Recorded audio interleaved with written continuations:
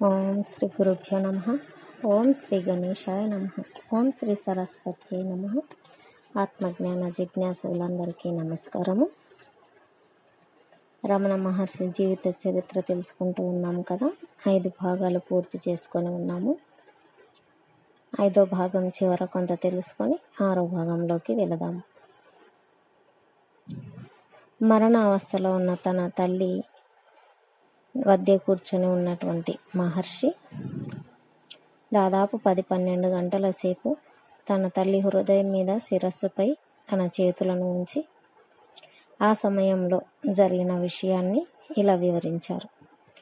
అంతర్గతమైన వాసనలు, భవిష్యత్ కార్యకారణంలకు పూర్వానుభవ సూక్ష్మ స్మృతులు చాలా విజృంభింపసాగాయి. బాహ్య ప్రపంచ జ్ఞానం ఆమెకు నశించగానే తన సూక్ష్మ నేత్రం తెరుచుకొని రంగం వెంట రంగం ప్రత్యక్షమగుచుండెను.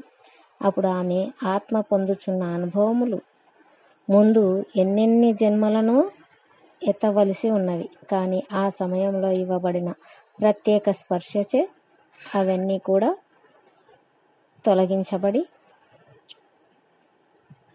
ఆ సూక్ష్మములగు మాయావర్ణలన్నీ విడివడి ఆత్మ పరమపదమును, శాశ్వత శాంతిని, నిర్వాణమును పొందెను. ఆ జ్ఞానమునకు పునరావృత్తి లేదు, మరల జన్మ అనేది లేదు. అలా అమ్మ నిర్వాణాన్ని పొందడం జరిగింది. ఇక ఈరోజు విషయం తెలుసుకుందాము. మహర్షి ఇంచుమించు ప్రతిరోజు కొండపైన ఉన్న స్కందాశ్రమం నుండి అమ్మ సమాధి వరకు వచ్చి తిరిగి వెళ్ళేవారు. ఒకరోజు వచ్చి కూర్చున్న మహర్షి మరలా అక్కడ నుండి వెళ్ళలేదు. అదే ఇప్పటి ఆశ్రమం. ఒకసారి మహర్షుల వారే ఇట్లు పలికారు: స్కందాశ్రమం నుండి నా అంతట నేను స్థలం మారలేదు. ఏదో ఒక శక్తి నన్ను ఇక్కడ నిలిపింది. నేను అనుసరించాను. అది నా ఇష్టం చేత, స్వేచ్ఛ చేత కాదు. అది పరేచ్ఛ, భగవంతునిది. అప్పటి నుండి మహర్షి జీవితంలో క్రమంగా ఒక క్రొత్త మార్పు ఏర్పడసాగింది. వారి బోధలు ప్రభావం వేగముగా విదేశముల వరకు వ్యాపింపసాగింది. విదేశముల నుండి భారతదేశం నలువైపుల నుండి భక్తులు ఎక్కువగా రాసాగిరి. మహర్షి మొదట అక్కడ ఉండటం మొదలు పెట్టినప్పుడు లింగమును కప్పుతూ ఉన్న కుటీరం తప్ప మరేమీ లేకుండెను. త్వరలోనే దగ్గరలో మరికొన్ని పూరిన్లు చుట్టూ ఏర్పడాను. మహర్షి ప్రతిరోజు ఎక్కువ భాగం నివసించిన హాలియే మొట్టమొదటి పెద్ద కట్టడం. అది కట్టుటకు ముందు ఆశ్రమవాసులు ఒక దుస్సంఘటనను ఎదుర్కోవలసి వచ్చెను. ప్రతిరోజు కానుకలతో వచ్చే యాత్రికులను చూసి ఆశ్రమంలో ఎక్కువ సొత్తు లభిస్తుందని తలచి 3 దొంగలు 1924 జూన్ 26వ తేదీ రాత్రి 11:30 మహర్షి మిగిలిన వారు పడుకున్న తరువాత అర్ధరాత్రి దొంగతనం చేయుటకు వచ్చారు. మహర్షి ఉన్న కుటీరంలోని గాజు కిటికీ తలుపులు బద్దలు చేయగా సంగతి గమనించిన మహర్షి ఇక్కడ ఏమీ విలువైనవి లేవని లోపలికి వచ్చి కావలసినవన్నీ తీసుకొని పోవచ్చునని చెప్పారు.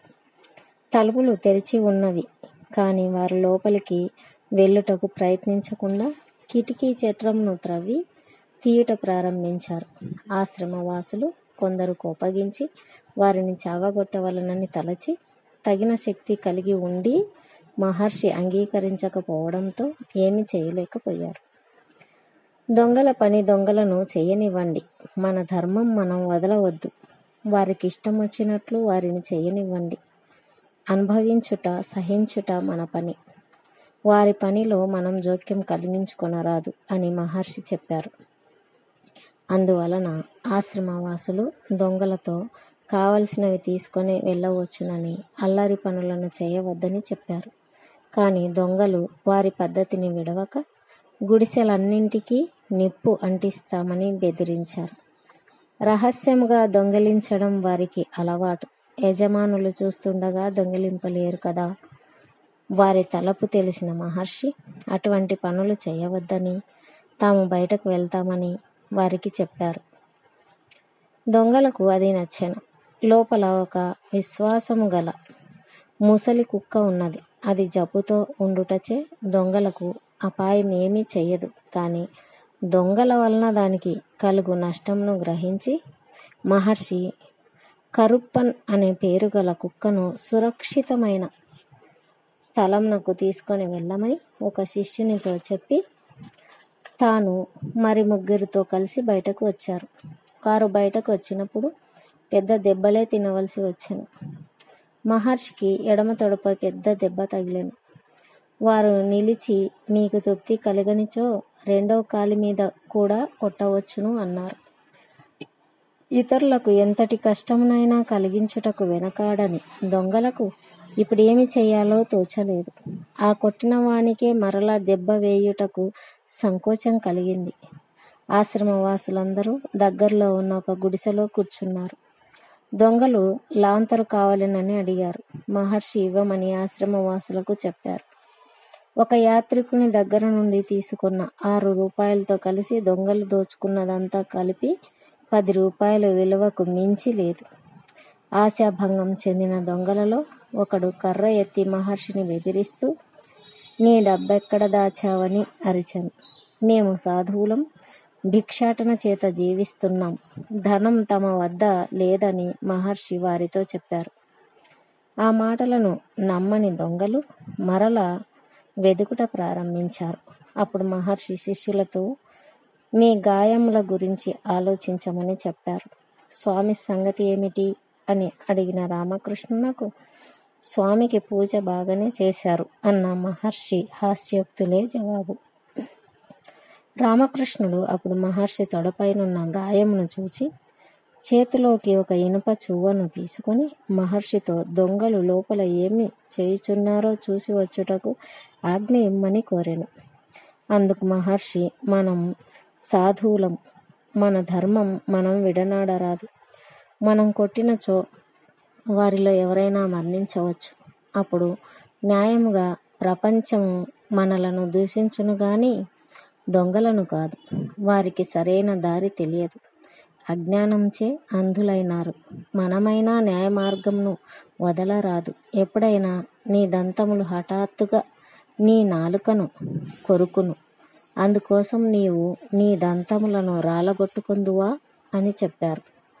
దొంగలు రాత్రి సుమారు 2 గంటల సమయంలో వెళ్ళిపోయారు. తర్వాత పోలీసులు వారిని కనిపెట్టి శిక్షించారు. తాము దొంగల కోసం ఆశ్రమంను వదిలి బయటికి వెళ్ళుటకు ముందు మహర్షి కుటీరంలో జబ్బుపడిన కుక్కను సురక్షితంగా తరలించమని ఆజ్ఞ ఇవ్వడం వారి సహజ ప్రేమను వెల్లడి చేయుచున్నది. మహర్షి మనుషులతో సమానముగా కుక్కలను, ఆవులను, పిల్లులను, కోతులను ఆదరించేవారు. ఆ జంతువులను గురించి ప్రస్తావించినప్పుడు వాటిని పిల్లలు అని సంబోధించగా విన్న కొత్త భక్తులు పొరబడటంలో ఆశ్చర్యమే లేదు. మహర్షి ఏ జంతువును పొరపాటుగానైనా అది అని పిలుచుట గాని మనుషుల కంటే హీనంగా చూచుట గాని చేయలేదు. అంతేకాదు, ఆశ్రమంలో ఉన్నవారెవరూ జంతువులను క్రూరంగా చూచుటకు వీలు లేదు. మహర్షి తరచుగా ఆ శరీరములలో ఏ జీవాత్మలున్నవో, ఏ కర్మను పూర్తి చేయుటకు అవి మన వద్దకు వచ్చినవో మనకు తెలియదు అనేవారు. విన్నాం కదా 6వ భాగం. ఇంతటితో ముగిస్తూ ఉన్నాను. మరలా 7వ భాగంతో కలుసుకుందాం. అంతవరకు సెలవు. నమస్కారం.